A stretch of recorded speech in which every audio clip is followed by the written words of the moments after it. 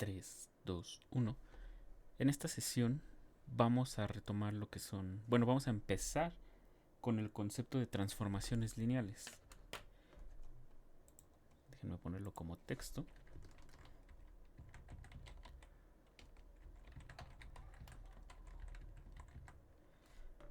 Dicha situación con las transformaciones lineales es que realmente son funciones al final del día que cumplen cierta característica con respecto a los espacios vectoriales, a la estructura de espacio vectorial. Al final vamos a estar trabajando con funciones, pero nos permiten definir dos nuevos subespacios en particular. Quiero llegar a esa parte. Entonces, ¿qué vamos a tener nosotros como transformaciones lineales? Bueno, primero que nada, sean E y G F espacios vectoriales. O sea que voy a tomar dos espacios vectoriales. Uno justamente uno va a fungir como el dominio de la función y el otro como el contradominio, y bajo eso vamos a sacar ciertas propiedades. En ambos casos de dimensión finita.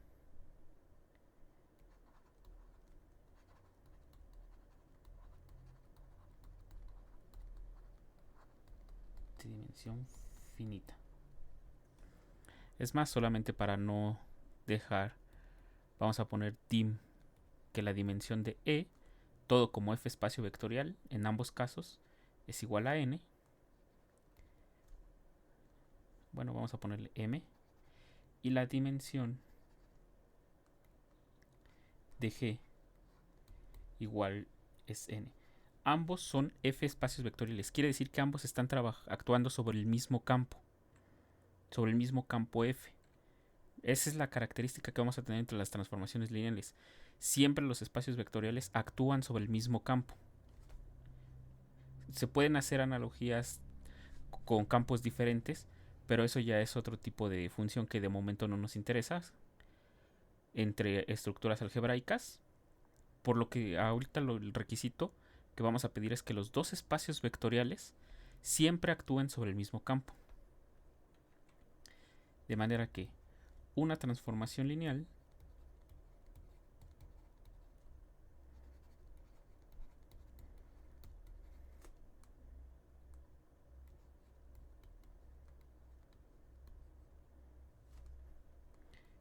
es una función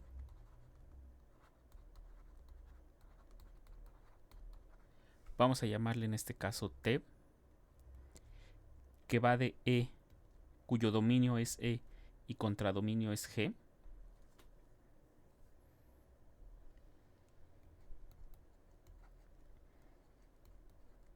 tal que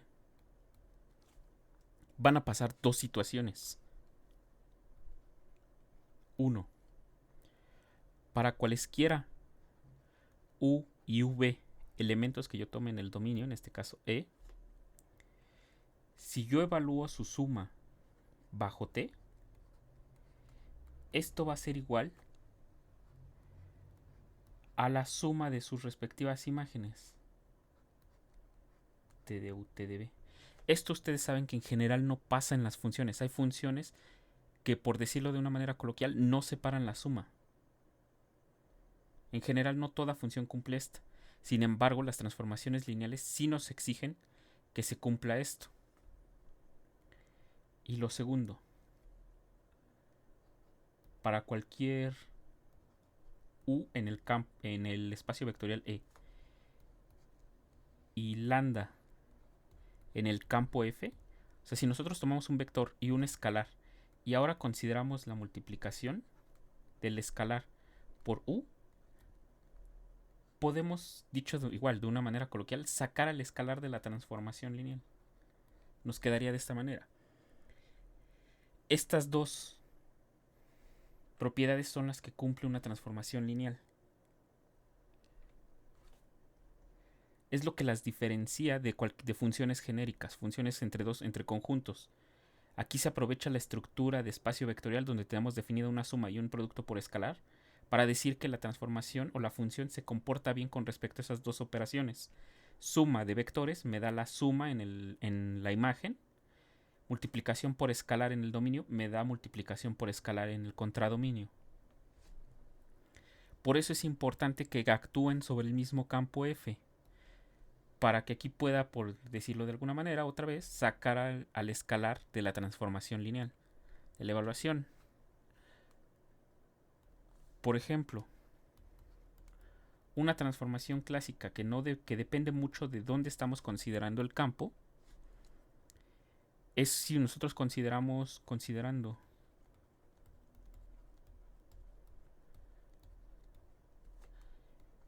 en ambos casos E igual a G, que va a ser el campo de los números complejos. Esto es el espacio vectorial. Recuerden que a los números complejos lo puedo considerar como espacio vectorial real o como espacio vectorial complejo. Como espacio vectorial real.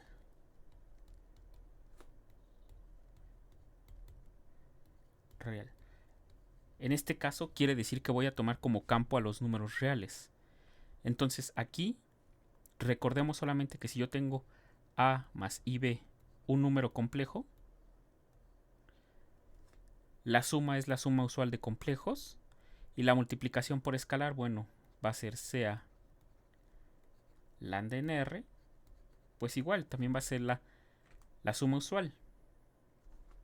Lambda por A más IB, pues es tal cual la tenemos definida, va a ser lambda A más I veces lambda B.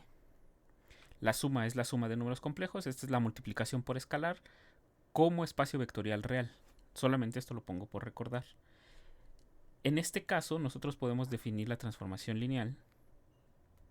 Bueno, no sabemos si es transformación lineal. Es más, vamos a ponerle sea F, que va de los complejos en los complejos, tal que para todo número complejo Z igual a A más IB, números complejos, F de Z es Z conjugado, o lo que es lo mismo, A menos I por B. Esta va a ser la función que nosotros vamos a estar trabajando. Prácticamente cambia el signo de la parte imaginaria. Esto solamente es por recordar el conjugado de un número complejo. Una proposición o vamos a proponer. F es lineal. O sea que F es una transformación lineal. ¿Cómo comprobamos que F es lineal? Bueno, tenemos que dar sean Z1, Z2 números complejos.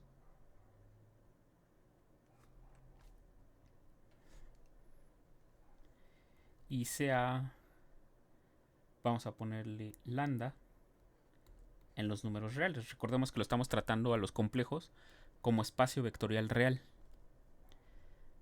Entonces, ¿aquí qué podemos hacer? Bueno, tenemos que comprobar, primero vamos a comprobar 1. F de Z1 más Z2, ¿a qué va a ser igual? Pues esto va a ser igual a F. Si lo vemos así, todo este Z1 más Z2 es un número complejo. Esto me quedaría el conjugado de Z1 más Z2. Esto ustedes pueden comprobarlo por propiedades de conjugados de Z1 más Z2. Pero esto por definición de la función, por la correspondencia que tenemos acá arriba, esto no es otra cosa más que F de Z1 más F de Z2.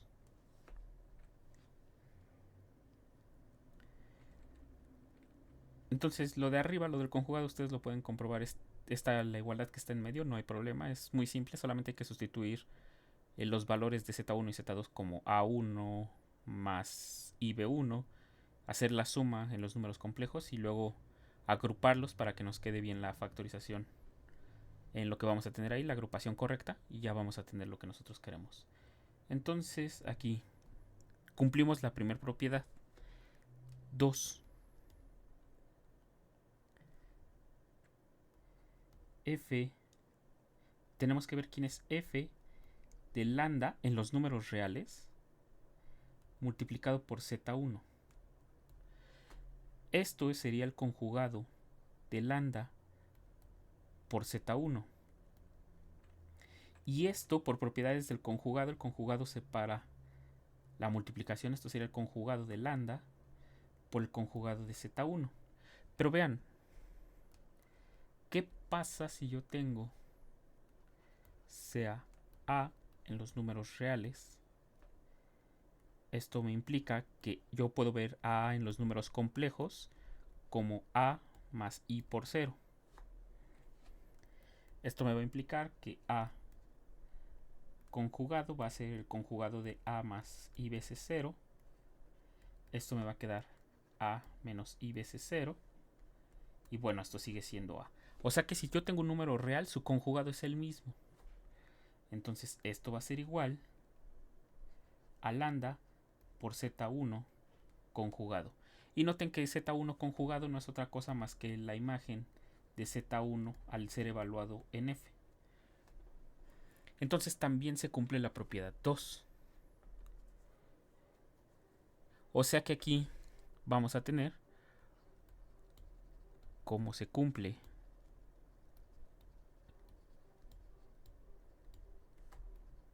uno y 2. Entonces f es una transformación lineal.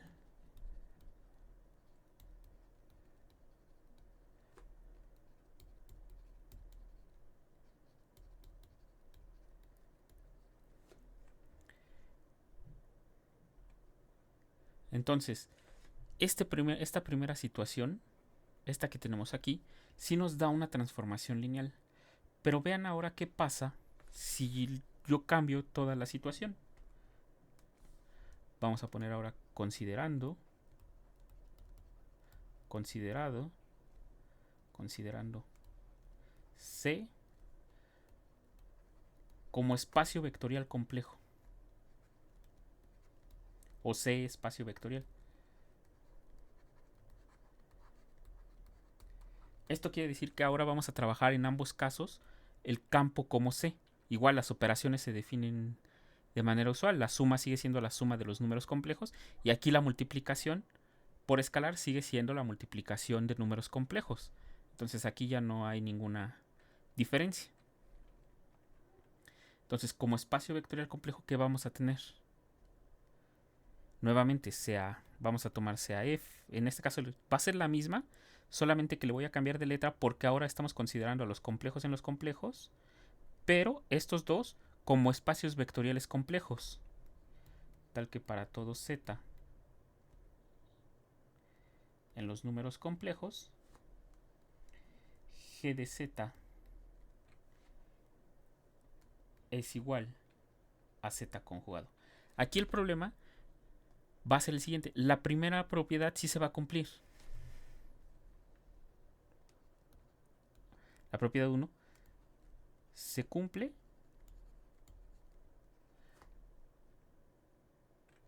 va a ser por lo mismo que tenemos acá. Aquí no cambia nada. En Z1 más Z2 la situación es que no cambia nada. O sea, son dos complejos. Doy dos complejos. Y entonces al momento de sumarlos voy a tener que G de Z1 más Z2 va a ser lo mismo. Recuerden, estoy tomando solamente al conjugado. Entonces aquí no cambia nada. Va a ser G de Z1 más G de Z2. Esta no hay problema. El problema viene con la segunda. En la segunda, si yo tomo sea, ahora lambda ya no va a estar en los números reales como acá arriba. Acá arriba lo tomamos en los números reales. Acá lo voy a tener que tomar en los números complejos porque es el campo donde yo estoy trabajando mis espacios vectoriales. A mis números complejos los estoy tratando como espacios vectoriales complejos, lo que quiere decir que el campo es el propio C. Esto me va a implicar, bueno, G de lambda Z va a ser igual al conjugado de lambda Z. Y esto va a ser el conjugado de lambda por el conjugado de Z. Pero noten que los números complejos en general no voy a, yo tengo que, en general,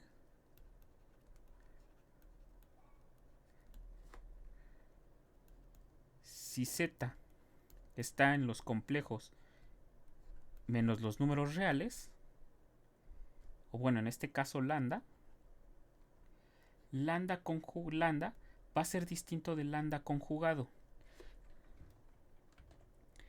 Es más, si yo los grafico, miren, déjenme poner aquí, esto tenía esto, déjenme ver cómo era esto.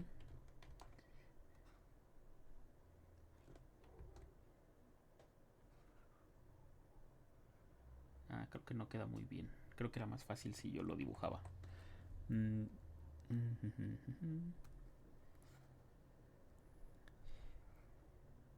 En general, si ustedes tratan de ver la interpretación geométrica de un número complejo, recuerden que lo puedo ver como el plano R. Y aquí si quieren lo puedo poner el eje imaginario y R. Aquí yo puedo tener al número complejo lambda igual a, vamos a ponerle lambda 1 más i veces lambda 2. O déjenme aquí cambiarle. A más ib con a y b en los números reales. Este es un número complejo.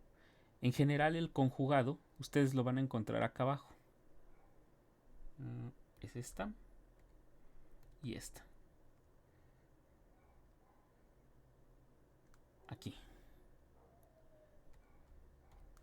El conjugado va a estar por aquí. Este va a ser el conjugado. El conjugado de lambda va a ser igual a menos i veces b. Este va a ser el conjugado. Por eso van a ser distintos. Entonces, como les decía, igual que los vectores, son iguales solamente si son componente a componente igual. Aquí la parte imaginaria es más b, mientras que acá la parte imaginaria es menos b. O sea, este lo puedo ver como a más i veces menos b. Entonces vean que pues aquí es b, mientras que aquí es menos b. Entonces por eso es que esta propiedad no se cumple así directamente como la tenemos acá. De hecho, por ser los complejos, esta propiedad ser opuestos con respecto al eje real, los conjugados, pues en general no se va a tener. Entonces, ¿qué podemos hacer? Bueno, para comprobar esto o justificar aún más esto, ya vimos que por esto no se tiene la segunda propiedad. Pues veamos. La propiedad 2 no se cumple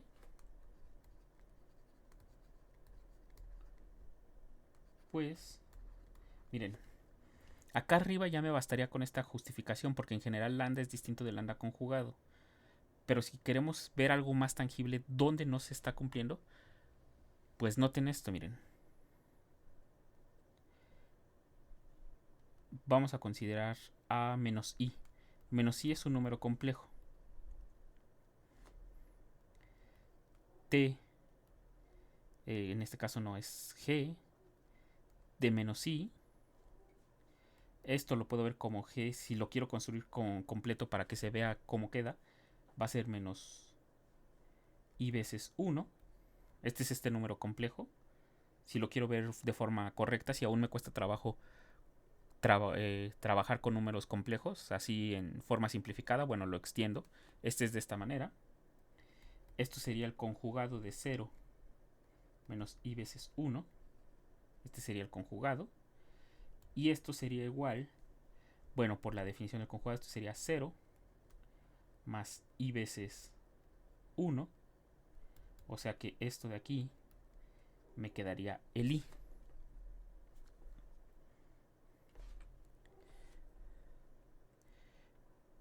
Y esto es distinto de menos 1 multiplicado por g de i. Ay, perdonen, ahí no sé qué le pasó a la pluma. G de i. G de i. ¿Qué es lo que a mí me hubiera gustado probar? Porque este que está acá lo puedo ver, este que está aquí a la derecha, déjenme borrar aquí tantito, menos i en los complejos. Este lo puedo ver como g de menos 1 por i. El menos 1 también es un número real. Entonces yo podría sacarlo. Perdón, aquí lo voy a querer al revés.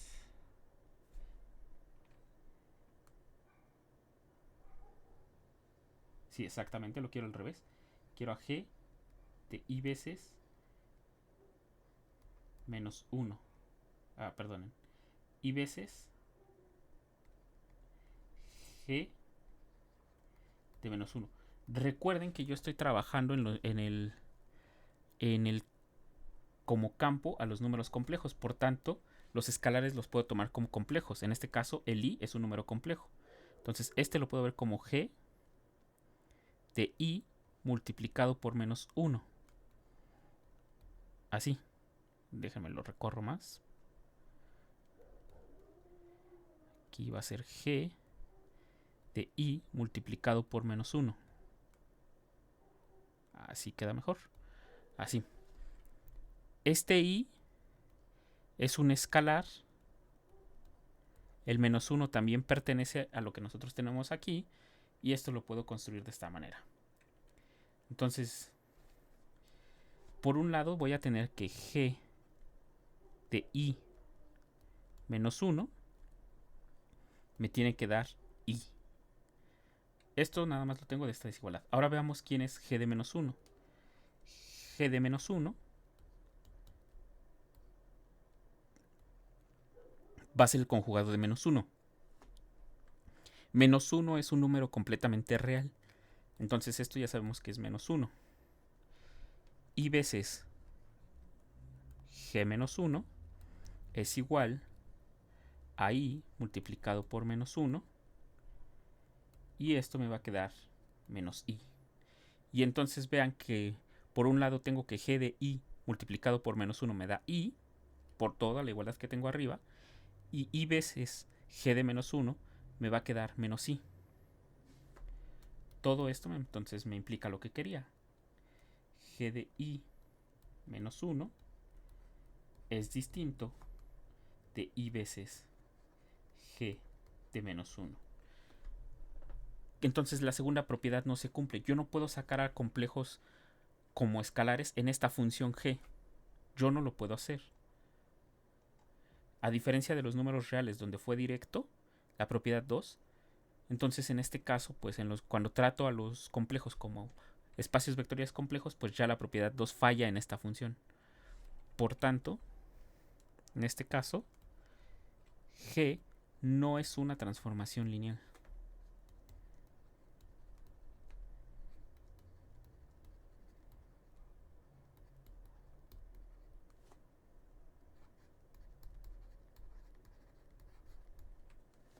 Lamentablemente, pues ya vieron que depende completamente del campo donde estamos trabajando.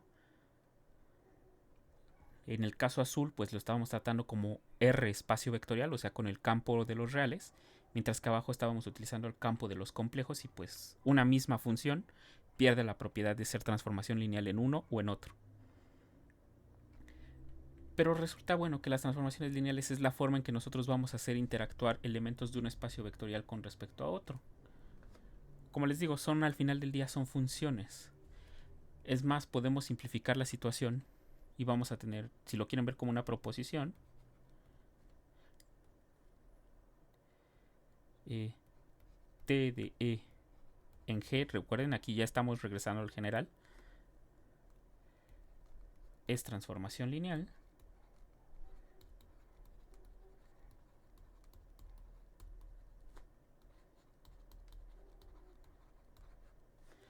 sí, solamente sí, para cualquier lambda y beta en f y u y b en e, se tiene que t de lambda u más beta v nos va a dar lambda de t de u más beta de t de v. Prácticamente esta proposición no requiere realmente demostración como tal, o sea, sí hay que demostrarle todo, pero para ahorrar tiempo pues no hay que ser estrictos porque esto nada más es sustituir estas dos propiedades, ponerlas en una sola, que es lo que estamos haciendo acá. O sea que pasamos de dos propiedades a una sola propiedad. La comprobación es la misma, o sea, solamente tenemos que dar dos escalares arbitrarios, dos vectores arbitrarios, y ver que al aplicar la regla de correspondencia se pueden separar las sumas y las multiplicaciones por escalares de la transformación lineal. Entonces, una situación que vamos a tener aquí con las transformaciones lineales es que, por ejemplo, vean, sea B1 subconjunto de E una base.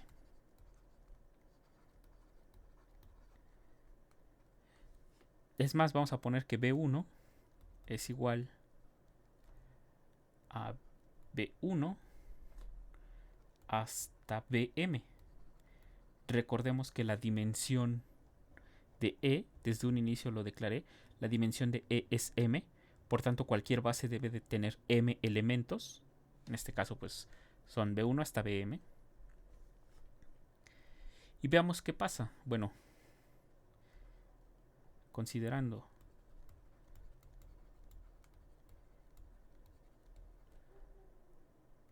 UN, esto me va a implicar, como B1 es base para E, esto me va a implicar que al U lo puedo escribir de manera única como una combinación lineal desde J igual con 1 hasta M de lambda J por BJ, donde lambda J pertenece al campo.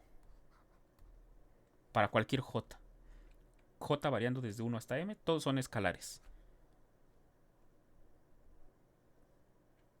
Esto recuerden que lo puedo hacer simplemente por el hecho de que B1 es una base. Entonces, si T de E en G es una transformación lineal,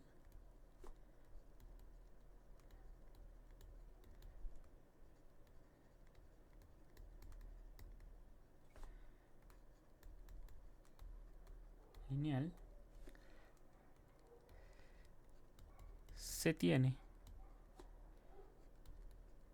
que, bueno, T de U, esto va a ser igual a T de la sumatoria desde J igual con 1 hasta M, lambda J, BJ. Esto déjenme desarrollarlo para que quede claro con la propiedad de las transformaciones lineales. Bueno, esto va a ser lambda 1, B1, más lambda 2, B2, más lambda M, BM. Solo desglosé la sumatoria. Y entonces, ¿qué vamos a tener? Bueno, ya desglosé. Como T es una transformación lineal, yo tengo que se deben de cumplir esta propiedad. Cualquier combinación lineal separa escalares y separa sumatorias, al ser una transformación lineal T. Esto quiere decir que yo puedo separar a los escalares. Esto me va a quedar lambda de T de B1 y las sumatorias también las puedo separar. Va a quedar más lambda 2 de T de B2 más lambda M de T de BM. Vamos a tener esto que nosotros tenemos aquí. Dije dos veces tener, bueno, perdón. Vamos a tener esto que nosotros podemos ver aquí. Solamente por aplicar la propiedad de transformación lineal, que T es una transformación lineal. Los únicos vectores que están en esta sumatoria de acá arriba son B1, B2 y BM. Entonces, bueno, esto lo vuelvo a compactar con como J igual con 1 hasta M, lambda J, T de BJ. ¿Esto qué nos dice? Bueno, esto lo que nos dice es que las transformaciones lineales Déjenme ponerlo aquí como una nota.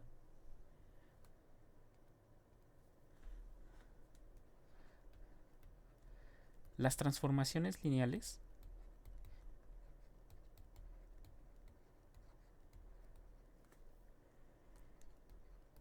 están determinadas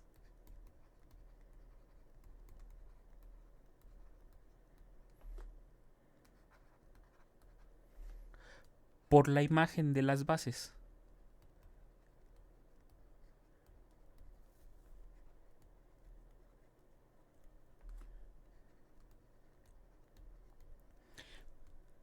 ¿Por qué digo esto? Bueno, si se dan cuenta aquí yo tomé al U y los escalares sí que son únicos, esos son dependientes de la base, los lambda J, pero son para cada U. Pero si se dan cuenta, esos se preservan ya incluso cuando termino de evaluar la función. Al final lo único que me interesa es siempre saber a dónde van a parar los elementos de la base en la transformación lineal. Realmente no me interesa saber a dónde va T de U para cualquier U en el espacio vectorial E. Para cualquier U en E no me interesa saber cómo es su imagen. Realmente lo que me interesa saber de las transformaciones lineales es a dónde van a enviar a los básicos, en este caso a los B1, BM. Ahora hay que tener cuidado, porque esto no quiere decir que los T de BJ sean base. De hecho, vamos a ver en qué situaciones sí lo son y en qué situaciones no. Vamos a ver ciertas cosas con respecto a esto. Pero noten que realmente lo que determina una transformación lineal es decir a dónde van a parar los básicos.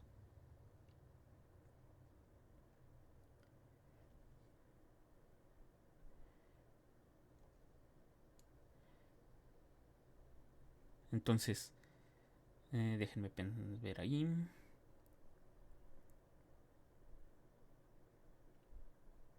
Ok, vamos a ver qué quiero decir con eso.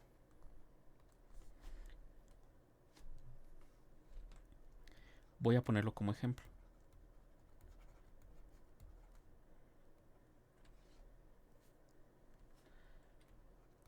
Sea E igual a R3.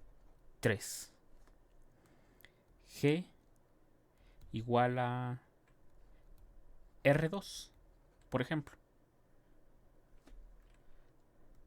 B va a ser la base canónica de R3, E1, E2 y E3.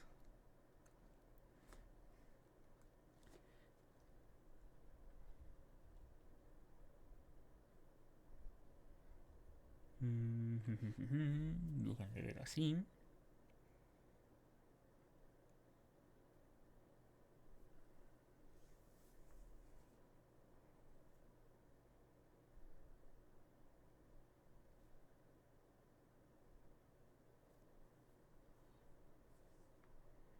Déjenme ver cómo ejemplificar correctamente esto que tenemos arriba.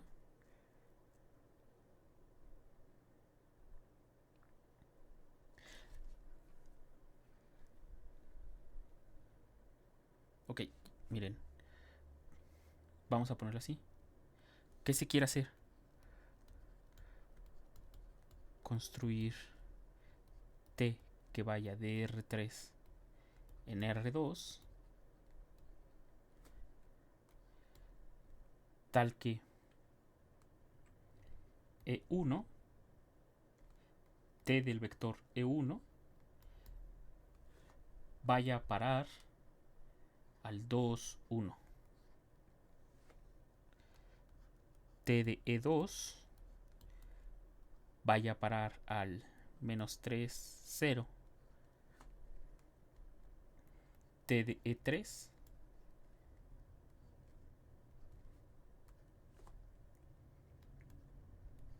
vaya a parar al menos 1, menos 1.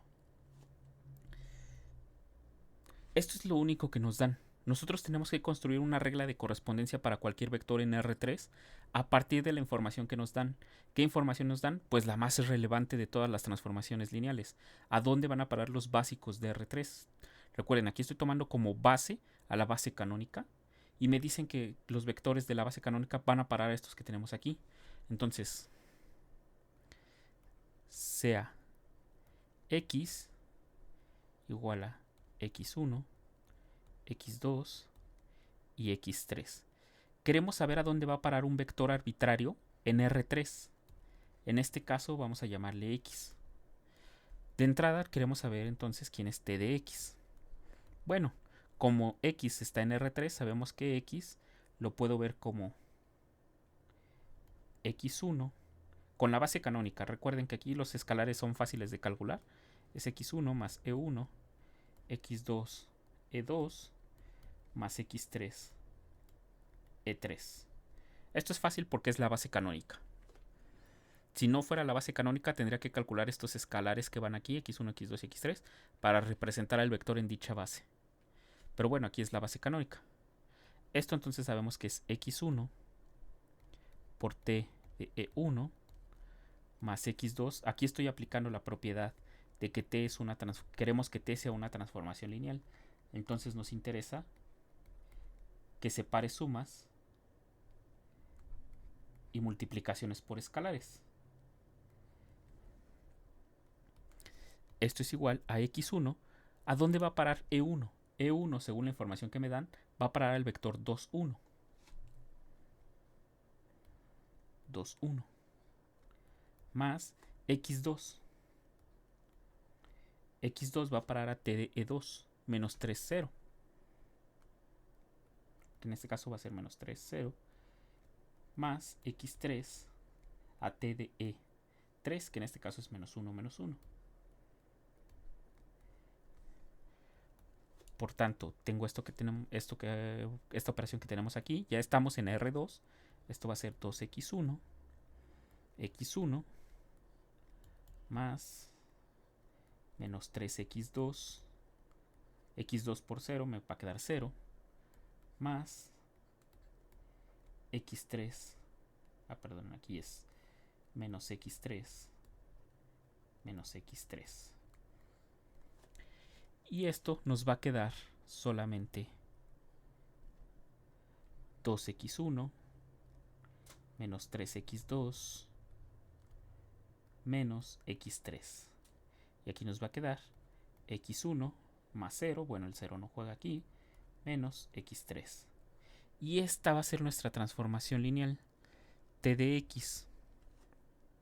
Esta va a ser nuestra regla de correspondencia para cualquier vector en R3. Les digo, aquí fue fácil porque fue la base canónica, E1, E2, E3. Si yo tuviera otra base B, no fuera la canónica, tendría que calcular los escalares lambda 1, lambda 2 y lambda 3 y ver a dónde van a parar.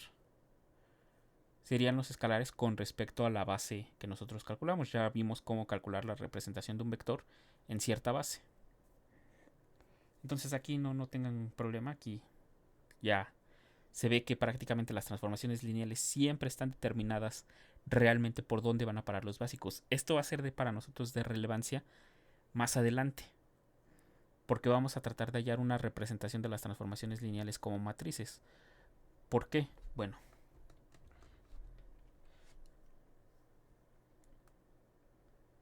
déjenme poner aquí. Sean E igual a F M y G igual a Fn. Sea, bueno, déjenme ponerlo acá abajo, considerando, no, bueno, sea A una matriz de tamaño M, no, aquí es N por M, sí, N por M, con coeficientes en el campo F. Recuerden, estos de acá arriba, E y G, los puedo seguir considerando como F espacios vectoriales.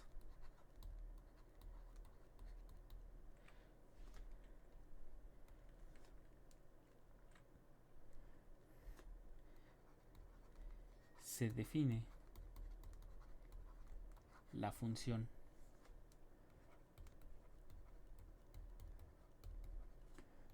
T, vamos a ponerle asociada a que va de E, o en este caso para ser más concreto de Fm en Fn, tal que para cualquier vector x, que lo puedo ver como x1, x2 hasta xm en Fm,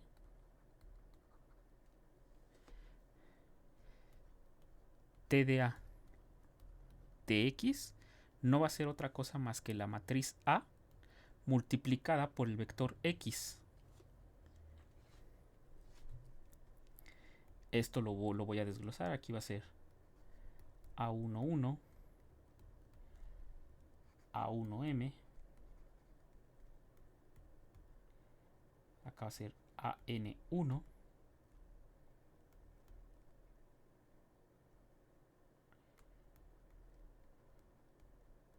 ANM, multiplicado por x1 hasta xm. Recuerden, esta multiplicación está bien definida porque el número de columnas de la matriz corresponde con la longitud del vector. En este caso la longitud del vector es m y hay m columnas de A. Esto entonces es igual al vector de tamaño el número de filas de A. En este caso A tiene n filas. Aquí va a ser la sumatoria desde j igual con 1 hasta m de quién, de A1j por xj.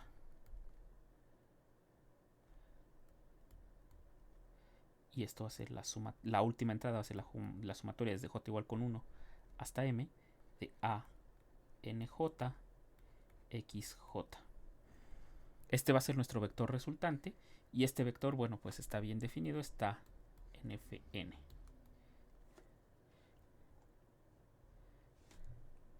Se tiene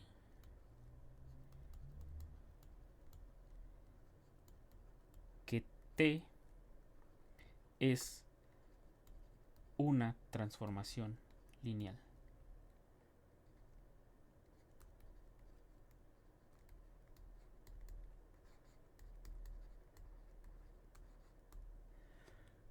¿Cómo comprobamos eso? Bueno, pues no nos queda de otra.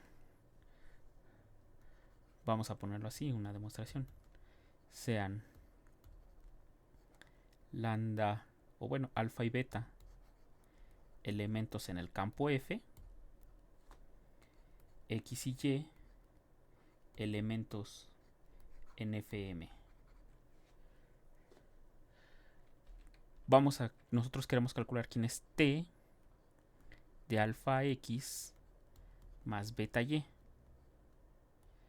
Esto, bueno, esto por definición aquí es igual. Esto es A multiplicado por alfa x más beta y. Ay, aquí me faltó el y. Aquí, beta y. Esto, si ustedes recuerdan, y si no lo pueden hacer comprobando componente a componente, si ustedes recuerdan, la multiplicación de matrices es asociativa o distributiva, perdón.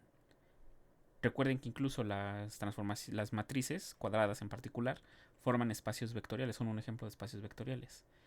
Entonces esto es igual a ser A por alfa x más A por beta y.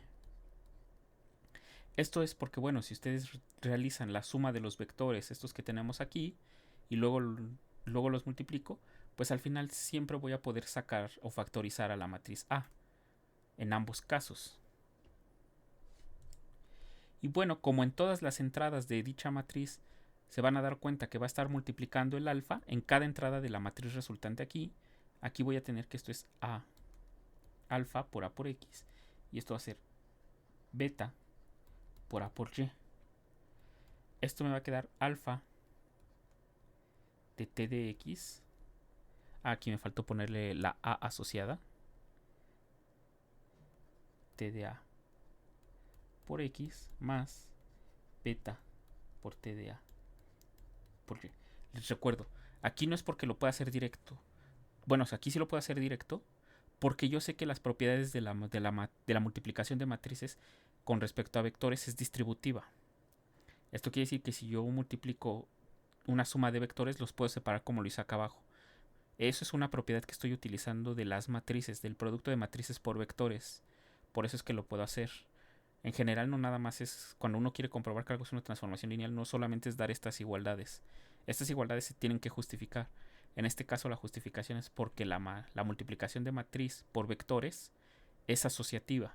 O sea que si yo tengo dos vectores, en este caso alfa x y beta y, son vectores al final del día, yo puedo separar la suma. Yo puedo hacer esta distribución. Lo vimos cuando vimos operaciones con matrices. Y la parte del escalar va a ser porque el alfa, si se dan cuenta, cuando haga la multiplicación, va a estar multiplicando a todos los escalares que nosotros tenemos ahí. Es más, recuerden que en algún momento convertimos la multiplicación por escalar en una multiplicación matricial. Eso también justifica esta parte. Por eso es que puedo sacar al alfa de la multiplicación del vector. Lo puedo sacar hacia la izquierda para que quede de esta manera. Entonces ya comprobé esto. Por tanto, TDA es una transformación lineal.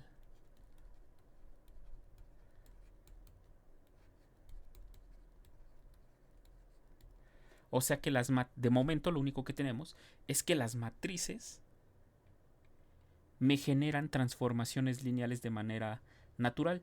Solamente es multiplicar el vector por la matriz cuando los espacios vectoriales son Fm y Fn.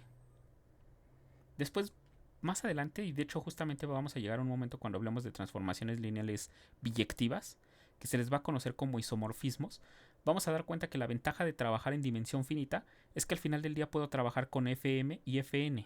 O bueno, con Fm en particular, suponiendo que M es arbitrario. Puedo trabajar con F a la M. No importa qué espacio vectorial yo tenga, siempre y cuando sea de dimensión finita, lo puedo asociar con un Fm para algún M natural. Entonces va a ser muy interesante eso cuando lleguemos a la parte de isomorfismos. Justamente hablando de isomorfismos, necesito hablar de las partes que componen a una transformación lineal.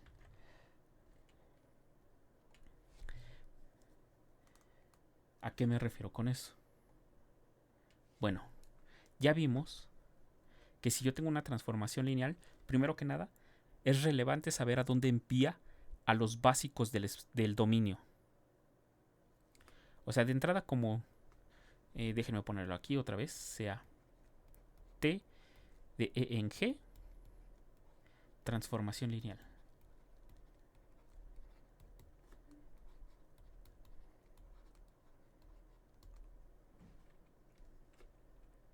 De entrada, por ser T función, sabemos que T se compone de tres cosas.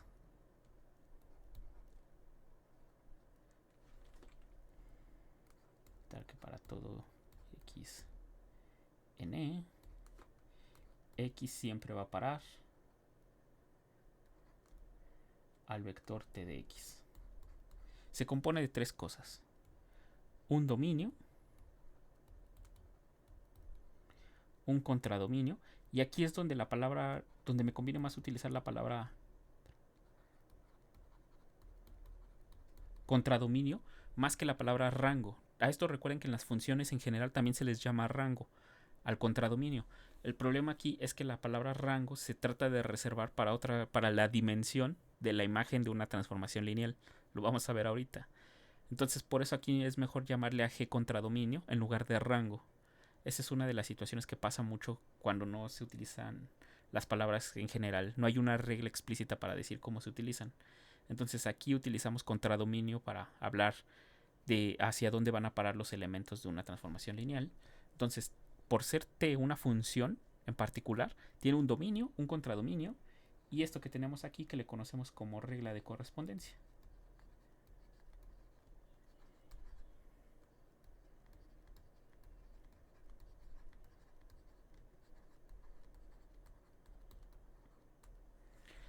Recordemos que cuando nosotros hablábamos en general de funciones, nos interesaba, por ejemplo, hablar de la imagen, y lo voy a poner en general,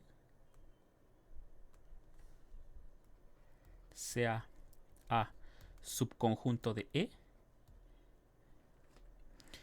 Nos interesaba hablar de la imagen de A bajo T. Si ustedes recuerdan, por definición, son todos los elementos T de X, tales que X está en A. En particular, nos interesaba hablar de T de E. E es un subconjunto de sí mismo, entonces por definición son todos los T de X, tales que X está en E. Y sabemos que en general es un subconjunto de G. Solamente cuando T es suprayectiva, cuando una función es suprayectiva es igual a G. Pero en general solamente sabemos que T de E es un subconjunto de G. Esto es lo único que nosotros tenemos aquí. Sea vamos a ponerle B, un D, subconjunto de G. También nos interesaba hablar de la imagen inversa de D. Por definición, eran todos aquellos elementos que pertenecían al dominio, en este caso el dominio es E, X en E, tales que T de X iba a parar al D, era un elemento de D. De aquí lo que sí siempre estábamos seguros es que T inversa de G siempre es todo E. Esto lo sabemos porque esto es una de las propiedades importantes para que algo sea una función. Entonces, estos son dos conjuntos importantes que teníamos por el simple hecho de tratar con funciones, la imagen y la imagen inversa. Esto que tenemos aquí es la imagen de T, y esto de acá es la imagen inversa.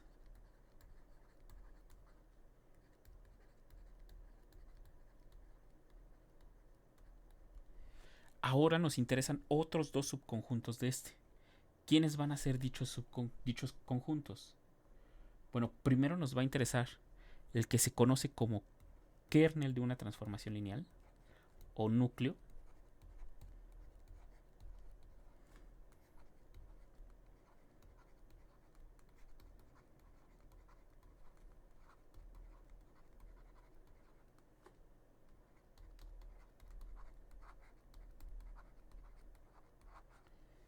¿Quién va a ser el kernel o núcleo?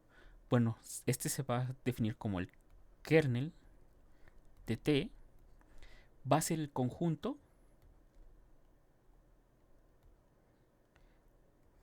de todos aquellos vectores, vamos a ponerles X, que están en el dominio. En este caso el dominio es E. De manera que cuando yo los evalúo en E bajo T, cuando yo los evalúo en T, estos me van a dar el cero vectorial, pero de G. Recuerden, estamos tratando con dos espacios vectoriales ahora. Estamos tratando con E y con G. Son dos espacios vectoriales que en general pueden ser distintos. Claro, pueden ser iguales. Ya hicimos ejemplos cuando son iguales. Por ejemplo, acá arriba en los complejos utilizamos al mismo espacio vectorial, E igual a G. Pero ahora en general los espacios vectoriales son distintos. Puede ser distinto de G. Por tanto, el 0 de E, recuerden que por ser espacios vectoriales siempre hay un vector 0. El 0 de E no tiene por qué ser el 0 de G.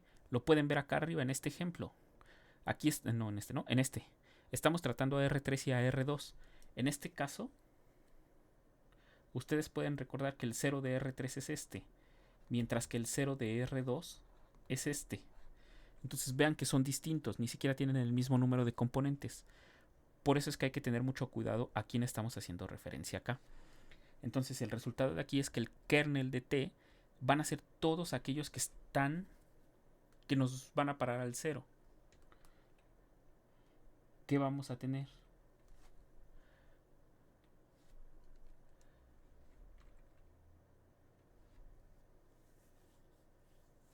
Bueno,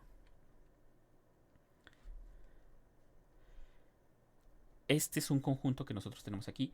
Otra forma de verlo es que el kernel de T lo podemos ver como la imagen inversa del conjunto unipuntual del 0. Así. Vean que estas dos cosas son equivalentes. Si ustedes sustituyen esta definición que tengo aquí en verde acá abajo, vamos a tener exactamente lo mismo. Así podemos ver al kernel. El kernel, por tanto,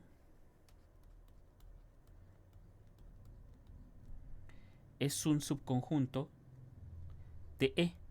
Más aún vamos a ver que el kernel es un espacio vectorial, un subespacio vectorial. Pero primero que nada veamos algo. Kernel de T, vamos a ponerlo como una proposición.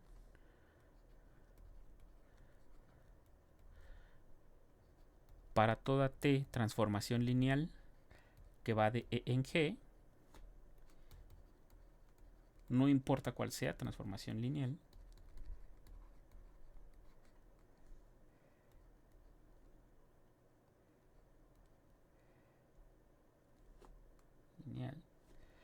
kernel de T es distinto del vacío. Es más, vamos a ponerlo así. O bueno, no, ya en la demostración se va a ver. Aquí, demostración. Tengo que exhibir al menos un vector en E que vaya a parar al 0 de G. ¿Quién va a ser ese candidato? Bueno, considerando al 0 de E. Este es un elemento de E, está en el dominio. ¿Qué vamos a tener? Bueno, entonces yo lo puedo evaluar en la transformación lineal 0 de E. El 0 de E, pues es el 0. Entonces lo puedo poner de esta manera. 0 de E más 0 de E. T es una transformación lineal, por tanto me separa sumas. Esto va a ser T de 0 de E más T de 0 de E. Entonces me voy a quedar con esta cadena de aquí. Esto me va a implicar que T0 de E tiene que ser igual a T0 de E más T0 de E. Y recuerden, yo puedo sumar el inverso aditivo de dos vectores. Estos vectores, el T de 0 de E, este ya pertenece a G. Este ya pertenece a G. Y este también pertenece a G. G es un espacio vectorial, por tanto existen los inversos aditivos. Esto quiere decir que T de 0E menos T. Yo puedo sumar en ambos lados de la ecuación el inverso aditivo de T0E, que es menos T0E. Tiene que ser igual a T0E más T0E menos T0E. Y esto me va a decir que por un lado aquí es donde ya viene la situación.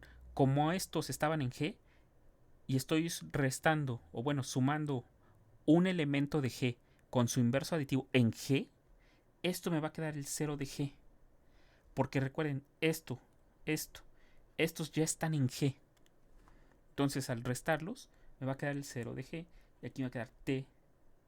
Uno de estos igual. Me va a quedar T0 de E más 0 de G. Y esto, bueno, ya me va a quedar de aquí que T0E, este que está aquí, este nuevamente es un elemento de G. Lo vuelvo a repetir, este es un elemento de G. Un elemento de G sumado con el 0 de G me vuelve a quedar ese elemento. O sea, T0E tiene que ser igual al 0 de G. Por tanto, el 0 de E pertenece al kernel o al núcleo de T. ¿Por qué? Miren, aquí estoy evaluando al 0 de E bajo T y resulta que me va a parar al 0 de G. No es todo T0 de E, solamente es el 0 de E el que pertenece al kernel. Entonces, este ya nos dice que va a ser distinto del vacío. Esto implica que kernel de T es distinto del vacío. Más aún, puedo sacar ciertas observaciones de aquí. Una observación importante, y que recuerden que les he estado hablando de preguntas que pueden resultar filtros para ingresar a un posgrado en matemáticas, sobre todo en álgebra lineal, que estas pueden ser preguntas así simples, pero que muchas veces uno comete el error. Una pregunta filtro también es cuya respuesta va a ser esta observación. Toda transformación lineal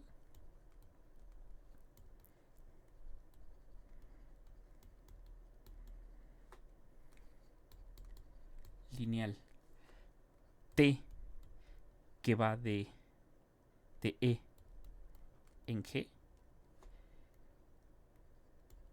envía al 0 de E, en este caso va a ser 0 de E, en el 0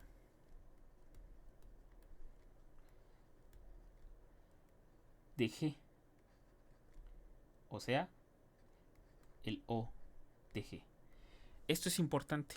No quiere decir que el 0 de E sea el único elemento del kernel. Ahorita vamos a ver ejemplos donde no pasa eso. Pero al menos siempre tenemos que tener la certeza de que si nos piden que comprobemos que algo es una transformación lineal, pero nos dicen que no manda al 0 en 0, en automático eso ya no es una transformación lineal. Acorde a lo que estamos haciendo aquí, a esta demostración, vamos a tener que siempre, no importa qué transformación lineal tomemos, siempre, el 0 va a parar al 0. Si no pasa eso, entonces ya no es una transformación lineal. Y hay situaciones en las que uno se puede confundir con eso. Por ejemplo, déjenme tomarles aquí un ejemplo.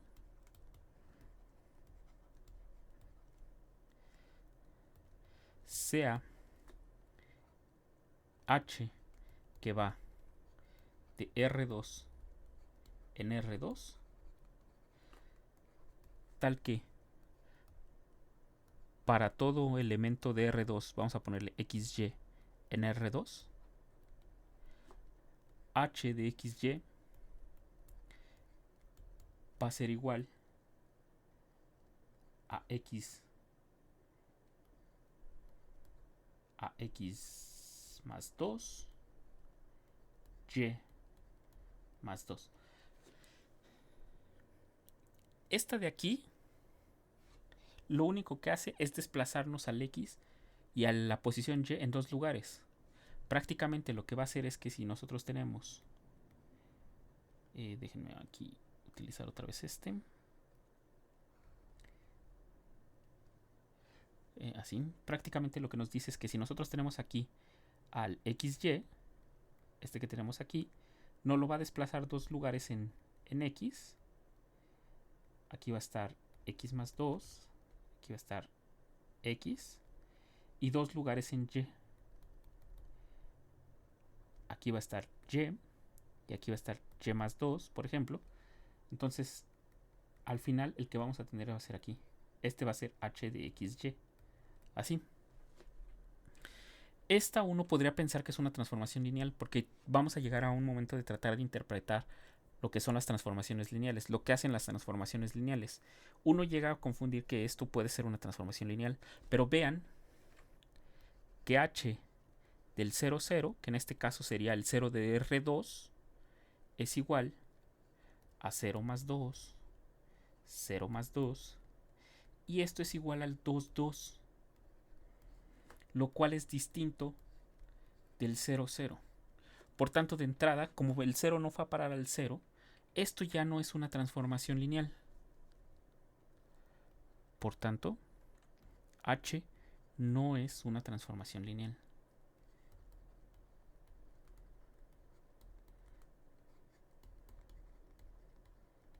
Podemos verificarlo de la forma clásica. Vamos a ver la propiedad 1. O bueno, más que 1. Miren, sean la alfa y beta en F, X1, Y1, x2, y2 en R2. Vamos a comprobar que no es una transformación lineal. Por tanto, estamos interesados en ver quién es h de alfa x1, y1 más beta de x2, y2. Esto de entrada, bueno, esto nos va a quedar que esto es h. Aquí yo tengo que hacer las operaciones con los vectores. Aquí no puedo hacer sustitución directo. Como lo hemos estado haciendo acá arriba, en la mayoría de los ejemplos que he puesto, se puede hacer sustitución directa, no hay problema. Así como aquí, como en el ejemplo de los complejos. Aquí no, aquí sí tengo que realizar la operación de los vectores en R2. No porque yo ya sepa que no es una transformación lineal, sino que realmente este es el procedimiento si no conozco propiedades de estas operaciones, de esta suma y multiplicación por escalar que me ayuden.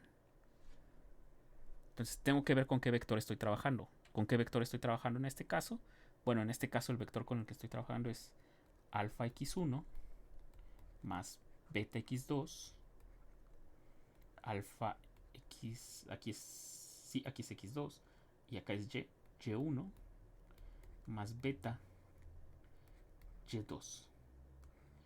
Este, por la regla de correspondencia de h, este es alfa x1 más beta x2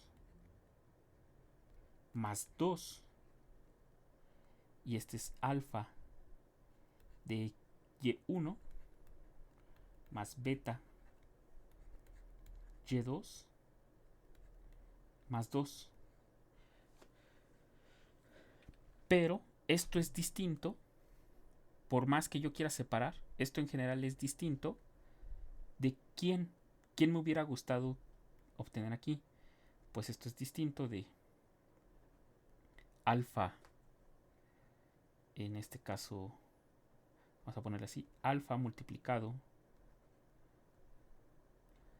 por x1, y1 más 2 más beta,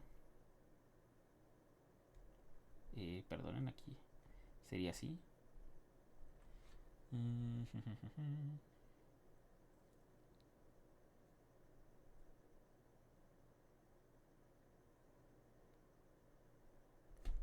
Sí, perdón, aquí sería más 2, así, me faltó más 2, así.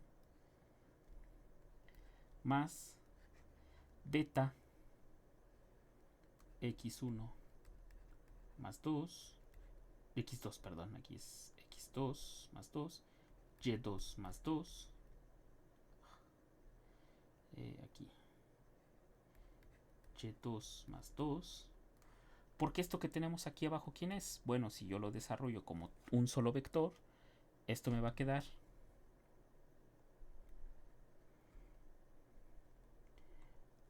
alfa x1. Déjenme ver aquí.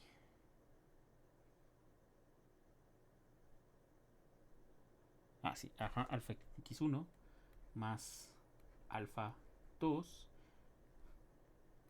más beta x2 más beta 2 alfa y1 más alfa 2 más beta y2 más alfa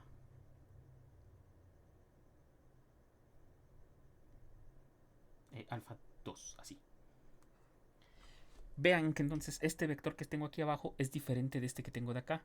Este que está abajo sería alfa veces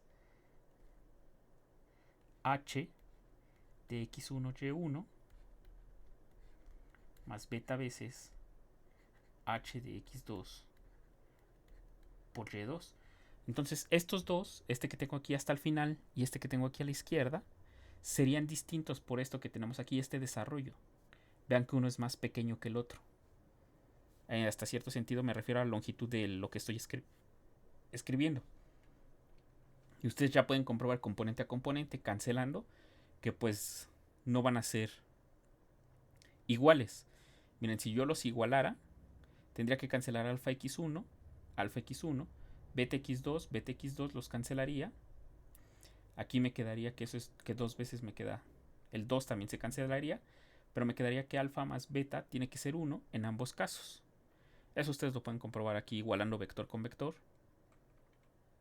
Y por tanto serían distintos. De hecho, si soy correcto, aquí debo de poner mejor esto. Déjenme ponerlo de momento por acá. Déjenme hacerlo un poco pequeño. Esto por acá. Y esto lo ponemos aquí. Así. Esto solo lo estoy haciendo para que quede en el orden correcto.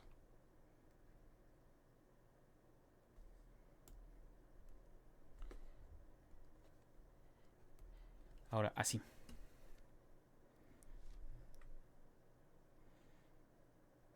Entonces, vean esto que está aquí, son distintos. Ustedes pueden comprobarlo. Igualan estas dos de acá arriba y van a ver que se cancelan ciertas cosas y les queda una igualdad que no puede pasar. Entonces, la primera propiedad no se cumplió. Entonces, en automático ya no es una transformación lineal. Pero eso ya lo sabíamos porque podemos utilizar el hecho o la observación que puse aquí, que toda transformación lineal manda al 0 en el 0. Si en automático estamos dudando de que algo sea una transformación lineal, pues podemos ver al menos que el 0 mande al 0. Eso no quiere decir que cualquier función que mande al 0 en el 0 ya es una transformación lineal. No, eso no es cierto. Lo único que nos da pie es que aparenta que sí es una transformación lineal. Esto solo lo hacemos cuando dudamos que algo sea una transformación lineal. Comprobar que el 0 va al 0. Solamente cuando dudamos. Pero no quiere decir que cualquier función que mande al 0 en el 0 nos va a dar una transformación lineal. En general no. Déjenme ver.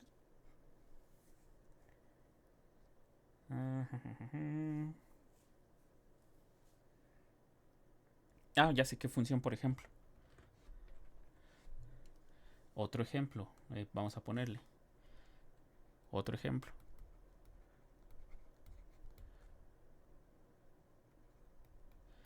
Sea f que va de R en R.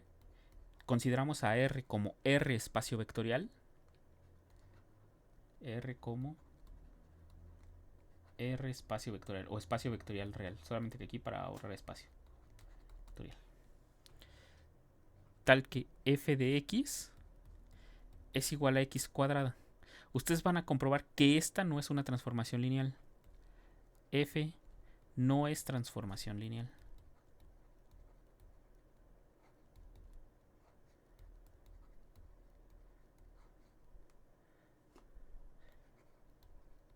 Pero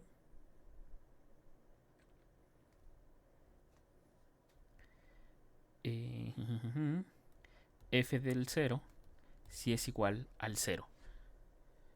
¿Por qué no es una transformación lineal? Bueno, tiene que ver con que x cuadrada más y cuadrada es distinto de x más y al cuadrado. O sea que la suma prácticamente no separa suma, f no separa las sumas. Este es un ejemplo, un claro ejemplo. Un ejemplo claro. Entonces f de 0 va a parar al 0, pero f del 0 va a parar al 0 y ya vimos que esta no es una transformación lineal. Entonces esta observación, esta que tenemos aquí, ¿dónde la puse? Esta que tenemos en verde, solo se cumple cuando ya sabemos que t es una transformación lineal. La contrapuesta de este enunciado o de esta observación es que si no va a parar al 0 en 0, entonces ni de locos tiene por qué ser una transformación lineal. Esa sí es siempre cierta. Entonces tengan cuidado. No porque mande al 0 en el 0 ya es transformación lineal. No. Solamente es un indicio de que algo sí puede ser una transformación lineal o nos puede ser útil para comprobar que algo no es una transformación lineal. Vean, por ejemplo, para comprobar que esta h que tengo aquí no es transformación lineal, vean que si yo compruebo que el 0 no va a parar al 0, es solamente una línea. Mientras que comprobar la propiedad 1, que es la que no se cumple, vean qué tan complicado es. Entonces solamente es una forma de ver que algo no es una transformación lineal, que el 0 no vaya a parar al 0. Eso siempre les tiene que quedar muy claro. Entonces estábamos con el kernel de una transformación lineal. Es esto que nosotros tenemos aquí, recordemos.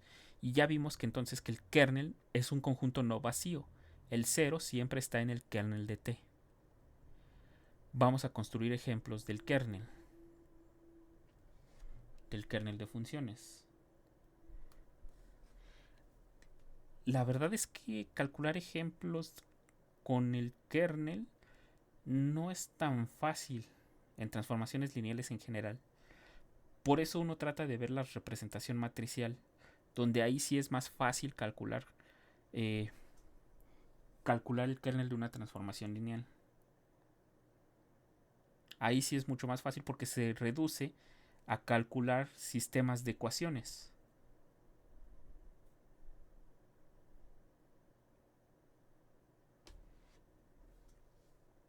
Entonces déjenme pensar un ejemplo ahorita que sea sencillo.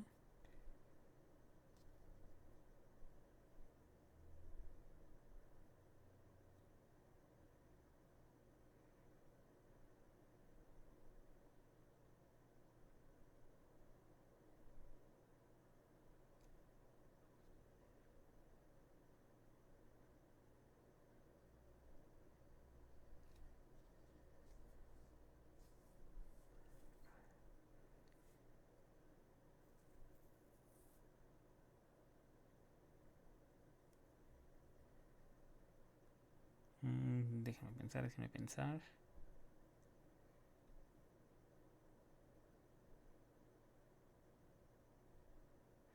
Ok, vamos a hacer un ejemplo.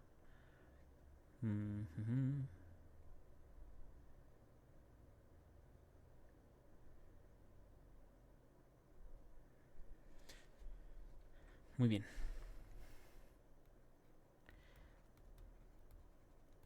Un ejemplo de kernel. Sea T que va de R2 en R2, entre paréntesis R2, como R espacio vectorial.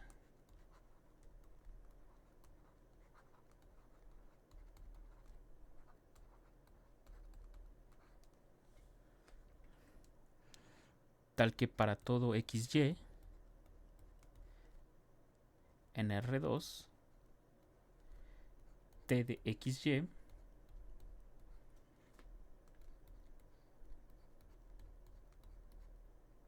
va a ser X más Y, X menos Y. Esta es una transformación lineal. Si quieren podemos comprobarlo, miren. Sean alfa y beta elementos en R, escalares, X1, Y1, X2, Y2, elementos en el espacio vectorial, en este caso el espacio vectorial del dominio es R2. El dominio y el contradominio es el mismo, pero bueno, aquí lo ponemos en R2. Y vamos a ver quién es T de alfa X1, Y1 más beta X2, Y2. Esto es igual a T. Igual aquí no, lamentablemente no es tan fácil la sustitución, el despeje. Entonces aquí tengo que poner T de alfa X1, tengo que hacer las operaciones, más beta X2, alfa X2, alfa Y1, más beta Y2, así. Y esto, bueno, esto es igual, según la información que tengo de mi regla de correspondencia de T. Esto va a ser la primera componente, que es alfa X1 más beta X2 más alfa Y1 más beta Y2. Y en la parte de abajo voy a tener alfa X1 más beta X2 menos alfa, la segunda componente, que es alfa Y1 menos beta Y2.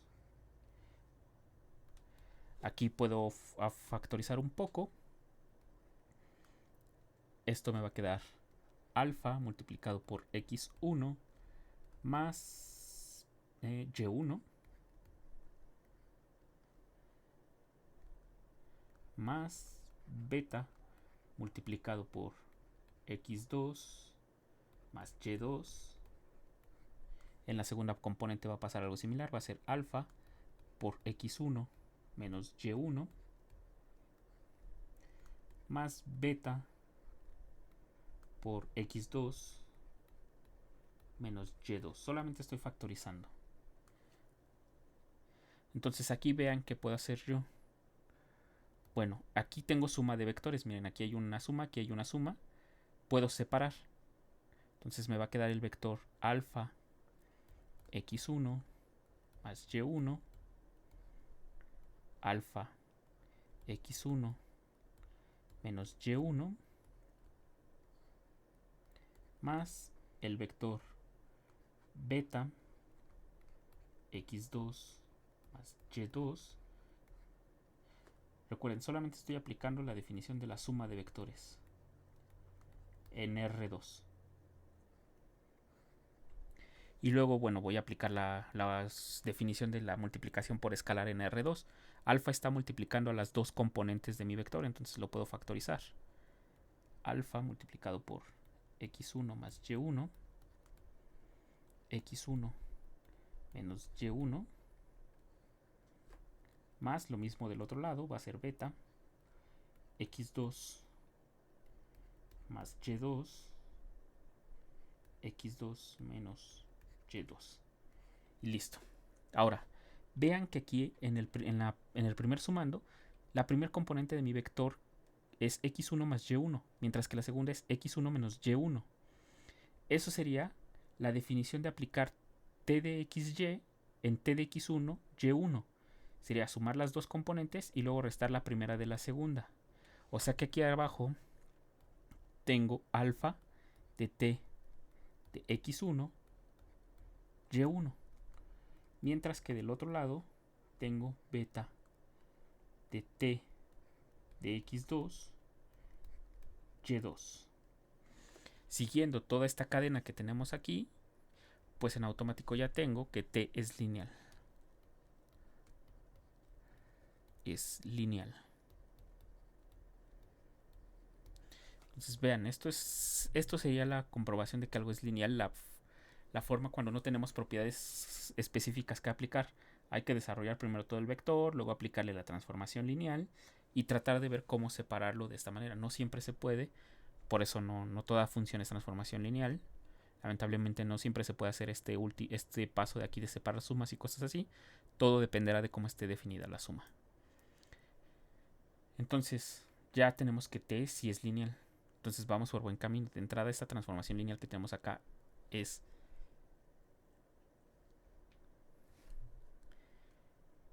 comporta bien.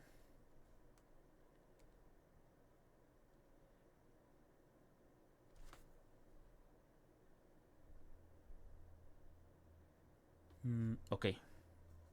Estoy usando el color azul. Queremos calcular el kernel de t. Tratamos nosotros de calcular quién es el kernel de t. Por definición, el kernel de t son todos aquellos vectores en x en el dominio. En este caso va a ser R2. Tales que cuando yo en este caso vamos a ponerle así, XY. Tales que cuando yo los evalúo en este de aquí, va a parar al 0. Al 0 de R2. En este caso el contradominio, recuerden, es el 0 también. Así. Pero esto lo puedo ver como XY en R2. Tales que aquí sustituyo mi regla de correspondencia. Aquí es X más Y, X menos Y es igual al 0, 0.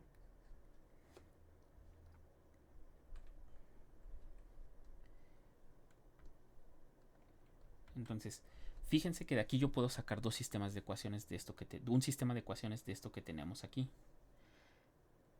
De entrada aquí vamos a tener que X tiene que ser X más Y, tiene que ser igual al 0. y x menos y también tiene que ser igual al 0.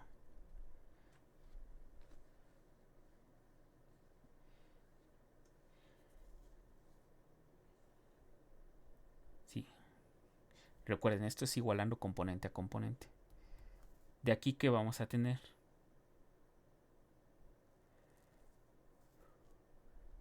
Pues vean que de aquí podemos sacar que x tiene que ser igual a menos y que x tiene que ser igual a y. Solo hay un número que cumple estas dos condiciones.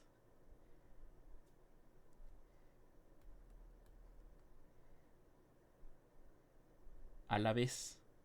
O sea, que x sea igual a menos y o que x sea igual a y.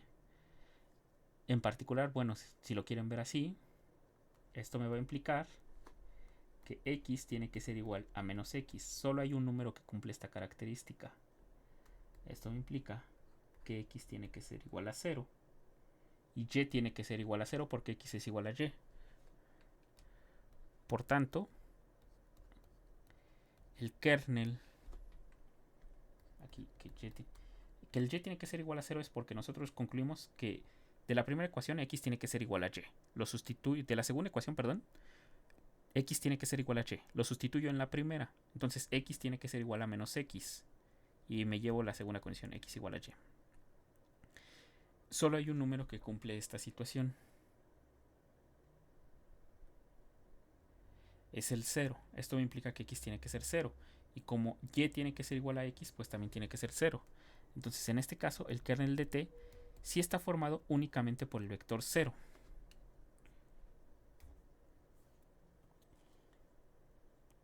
Entonces en este caso, bueno,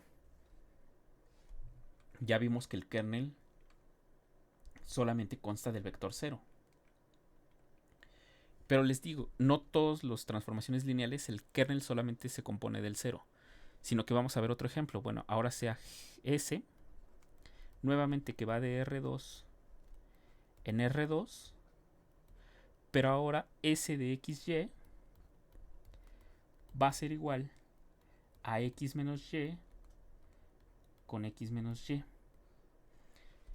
Este igual va a ser transformación lineal por los mismos argumentos que tenemos acá arriba. Va a ser similar la demostración de que es lineal.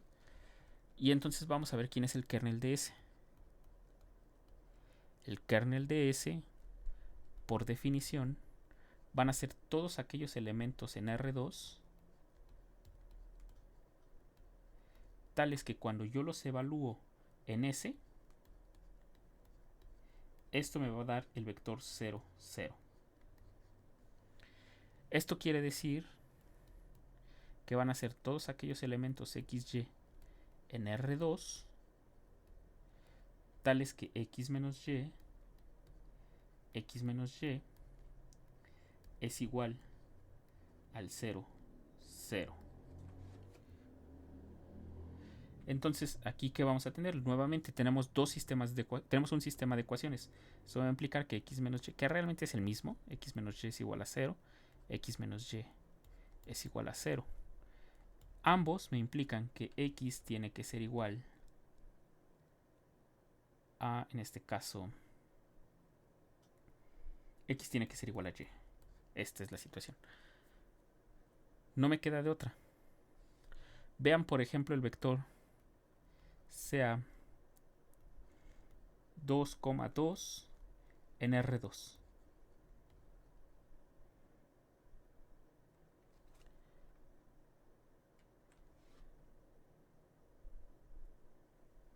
¿Ok? O sea, ¿quién va a ser S de 2,2? Pues este va a ser igual, según la definición, va a ser la primera componente menos la segunda componente, la primera componente menos la segunda componente, y esto es igual al 0, 0. Esto me va a implicar, al menos, que el 2, 2 está en el kernel de S. Entonces, vean que sí, lo que tenemos acá arriba es cierto, este sistema de ecuaciones. Entonces, esto nada más es para ver un ejemplo de que el kernel aquí de S no consta solamente del vector 0. En general, el kernel de S, aquí según el sistema de ecuaciones, va a ser todos los vectores de la forma X Y en la segunda componente, como tiene que ser igual a la primera, pues lo podemos ver como x en x, en R2, tal es que x está variando en todo R. Y este es el kernel. Y el 0 también está aquí. Miren, el 0 es de la forma XX, o sea, el 0, 0 está en el kernel de S. O sea que está bien calculado al menos. El 0 siempre está en el kernel. Ya vimos que pasa esto. Este es un ejemplo donde el kernel no solamente consta del vector 0. Y vean que nada más cambiamos un signo a una transformación lineal simple. En una es positivo, en otra es negativo. Y ya con eso el kernel cambia bastante. En el ejemplo azul solamente consta del vector 0, mientras que en el ejemplo rosa solamente consta de todos los vectores cuyas componentes coinciden, son la misma. Entonces, estos son ejemplos que nosotros tenemos de cómo calcular el kernel de transformación lineal. Este procedimiento que hice aquí con los conjuntos y los sistemas de ecuaciones, les digo, es un caso particular porque aquí estoy usando a R2 con la base canónica. No lo he dicho porque, bueno, lo voy a decir que está implícito de cierta manera. Pero cuando veamos transformaciones generales y en términos de ciertas bases, para mí va a ser conveniente trabajar con bases muy específicas. Porque me va a convenir calcular este kernel. Para hallar este sistema de ecuaciones, por ejemplo, en general, necesito utilizar la representación en ciertas bases. Necesito usar lo que vimos las sesiones pasadas de cómo calcular las componentes de un vector respecto a una base. Por eso va a ser importante que nosotros entendamos eso. De momento, pues esta parte no es tan fácil ya en operadores generales. Es más, vamos a poner algo aquí.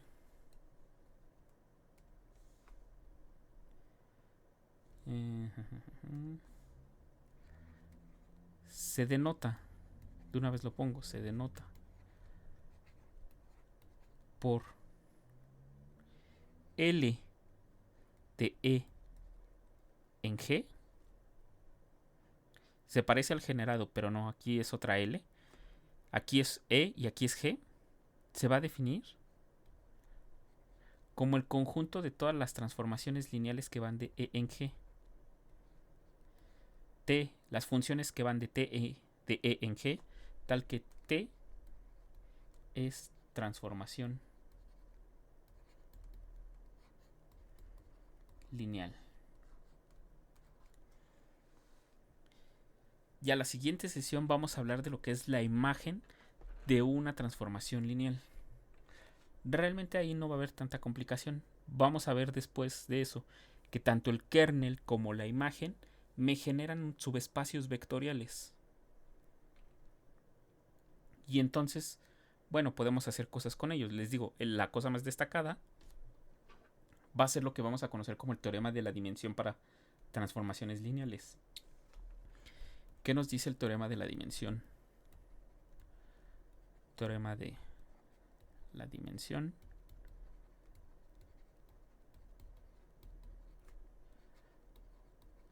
para transformaciones lineales.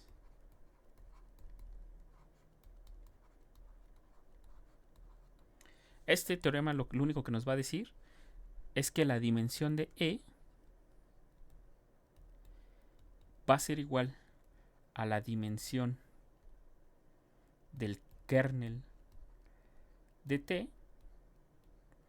aquí suponiendo que T es un de E en G, es transformación lineal.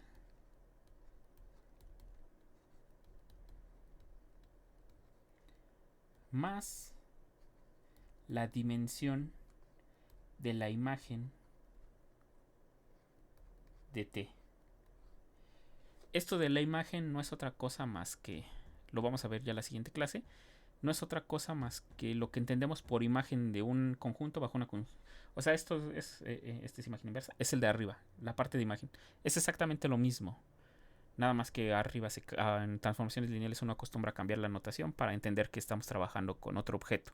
En este caso son transformaciones lineales, no funciones en general, pero la definición es exactamente la misma. Solo que al ser T una transformación lineal, este conjunto que tenemos aquí, T de E, resulta ser un subespacio vectorial. Entonces lo vamos a ver la siguiente sesión. vamos a ver que tanto el kernel me genera un subespacio en el dominio y la imagen me genera un subespacio en el contradominio. Y la suma de sus dimensiones me da la dimensión de E. Recuerden que este se parece mucho al teorema de la dimensión que vimos con subespacios vectoriales. Pero ahora vamos a llevarlo a transformaciones lineales. ¿Cómo se ve? Se ve de esta manera. Y este es uno de los resultados más importantes de la álgebra lineal. Entonces, vamos a la siguiente sesión. Este va a ser el objetivo. Entonces hasta aquí le dejo para que procesen todo lo que vimos aquí arriba, todo lo que tiene que ver con el kernel, todo lo que tiene que ver con transformaciones lineales, que las transformaciones lineales dependen completamente de las bases, cómo comprobar que algo es una transformación lineal. Y esto también es importante, que toda matriz me genera una transformación lineal en Fm y Fn. Esto también va a ser importante. Entonces ahí los dejo para que lo procesen. Y ya la siguiente sesión continuamos con propiedades de transformaciones lineales.